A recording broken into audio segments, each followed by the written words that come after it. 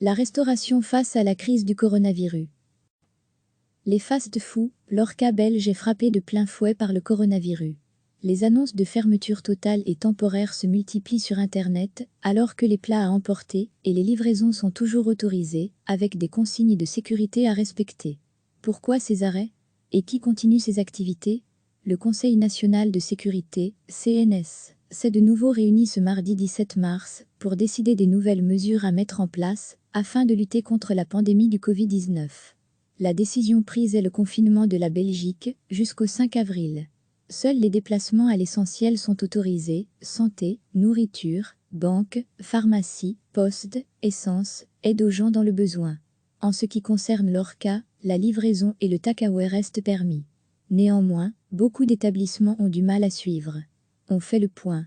Commençons d'abord avec les dernières grosses annonces, notamment du côté des chaînes de fast-food. Quick et Burger King ont décidé de cesser aussi le takeaway et le drive-in. McDonald's a aussi annoncé sur sa page Facebook sa fermeture temporaire. Pour ce qui est des restaurants, difficile de lister tous ceux qui font encore des livraisons à domicile.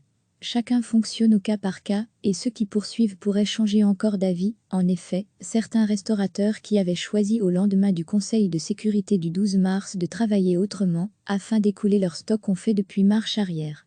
Et l'inquiétude n'y est pas pour rien, inquiétude d'abord de voir son personnel contracter le virus.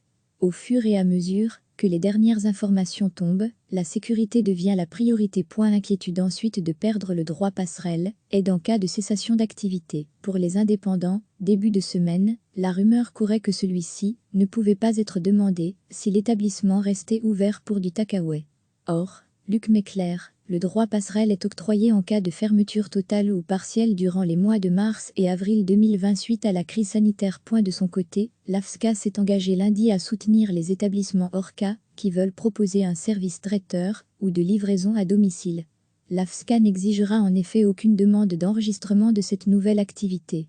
Face à cette crise que nous vivons et qui touche particulièrement les indépendants, entre autres ceux de l'Orca, des aides financières sont mises en place. Le chômage économique en est une, des mesures prises directement par les communes pour soutenir les établissements en sont d'autres. Par exemple à Anu, il n'y aura pas de taxe sur les terrasses. À Bruxelles, une des mesures est d'aider les gros établissements de plus de 50 personnes en leur fournissant un prêt pour pouvoir s'en sortir. Recevez chaque matin l'essentiel de l'actualité. L'Orca belge est frappé de plein fouet par le coronavirus. Les annonces de fermeture totale et temporaire se multiplient sur Internet, alors que les plats à emporter et les livraisons sont toujours autorisés, avec des consignes de sécurité à respecter. Pourquoi ces arrêts? Et qui continue ces activités? Le Conseil national de sécurité, CNS, s'est de nouveau réuni ce mardi 17 mars pour décider des nouvelles mesures à mettre en place afin de lutter contre la pandémie du Covid-19. La décision prise est le confinement de la Belgique jusqu'au 5 avril. Seuls les déplacements à l'essentiel sont autorisés, santé, nourriture, banque, pharmacie, poste, essence, aide aux gens dans le besoin. En ce qui concerne l'Orca, la livraison et le takeaway restent permis. Néanmoins, beaucoup d'établissements ont du mal à suivre. On fait le point. Les fast-foods commençons d'abord avec les dernières grosses annonces, notamment du côté des chaînes de fast-food. Quick et Burger King ont décidé de cesser aussi le takeaway et le drive-in. McDonald's a aussi annoncé sur sa page Facebook sa fermeture temporaire. Les restaurants. Pour ce qui est des restaurants, difficile de lister tous ceux qui font encore des livraisons à domicile.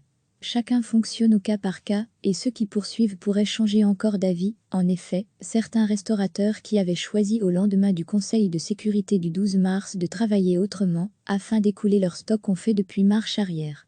Et l'inquiétude n'y est pas pour rien, inquiétude d'abord de voir son personnel contracter le virus.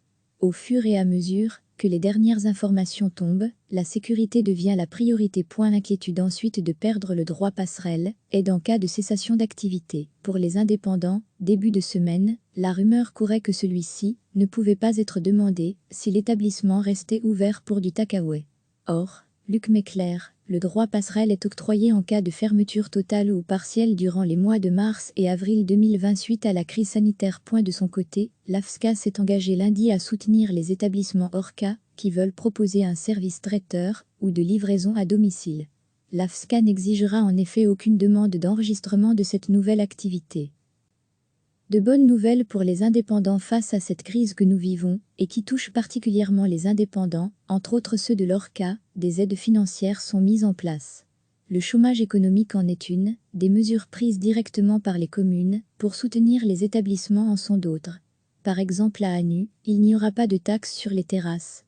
À Bruxelles, une des mesures est d'aider les gros établissements de plus de 50 personnes en leur fournissant un prêt, pour pouvoir s'en sortir. Cliquez sur s'abonner pour recevoir les dernières nouvelles.